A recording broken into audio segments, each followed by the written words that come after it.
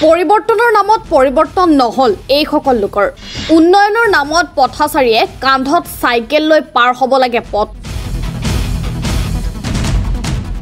উন্নয়ন আৰু পৰিৱৰ্তনৰ শ্লোগানেৰে নেতা হোৱা আৰু নেতাৰ পৰা সামসালৈ বহুত উন্নয়ন হল কিন্তু উন্নয়ন আৰু পৰিৱৰ্তন নহল এই সকল ৰাইজৰ উন্নয়ন আৰু পৰিৱৰ্তন বিচাৰি এতিয়াও হাহাকাৰ এইখন গাঁৱৰ ৰাইজৰ প্ৰগতি উন্নয়ন বিকাশ আদি বিভিন্ন শব্দৰ প্ৰতিশ্ৰুতিৰে ক্ষমতা দখল কৰা চৰকাৰৰ দিনত এতিয়াও উন্নয়নে স্পৰ্শ কৰা নাই কলাইগাঁও গেৰুৱাবাসী ৰাইজক গাঁওবাসীৰ যোগাযোগৰ একমাত্ৰ পথটো এতিয়া একাঠু পানীৰ তলত পথটো মেৰামতিৰ বাবে দীৰ্ঘদিন ধৰি ৰাইজে স্থানীয় জনপ্ৰতিনিধিক বহু আবেদন কৰিলে যদিও ৰাইজৰ আবেদনক গুৰুত্ব নিদিয়াৰ অভিযোগ উত্থাপন হৈছে উল্লেখযোগ্য যে গাঁওখনৰ পূব দিশেৰে যোৱা নোৱানৈৰ পানীয়ে প্ৰতি বছৰে গাঁওখনৰ একমাত্ৰ পথটো ভাঙি পেলায় যাৰ বাবে গাঁওখনৰ মানুহে যোগাযোগৰ পথৰ ব্যৱস্থা নোহোৱা হৈ পৰিছে একাংশ লোকৰ অভিযোগ উন্নয়ন আৰু পৰিৱৰ্তনৰ প্ৰতিশ্ৰুতিৰে চৰকাৰ গঠন কৰা চৰকাৰৰ দিনত আমাৰ গাঁৱৰ একো উন্নয়ন নহল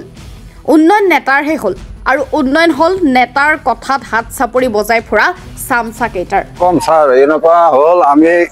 বছৰে বছৰে বানপানী খাই আছো এইটো মথাৰি এনেকুৱা ভাঙি আমাৰ ঘৰ দুৱাৰে দি যায় বছৰে বছৰে আজি 3 বছৰ হল এইটো ভাঙা তে আমি নিজে মাটি এখিনি দি আটকাই দিছো তে ৰাইজৰ অসুবিধা হৈ আছে এনে পানী লাগি আছে দেয়াতো প্ৰতিনিধি বহুত আহে সবে কয় ৰাস্তা বনাই দিব আজি 3 বছৰ হল ৰাস্তাটো এনেকৈ পৰি আছে স্কুলীয়া ল'ৰা ছোৱালী ৰাইজ এনেকৈ যাবলৈ বিৰাট টান পায় এতিয়া বানপানী অহা নাই কাৰণে এতিয়া শুকাই আছে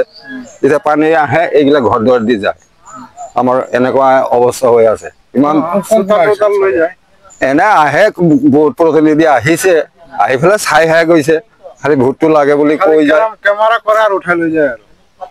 এনেকুৱা কৈ যায় আৰু বছৰ আহে মানুহ কিন্তু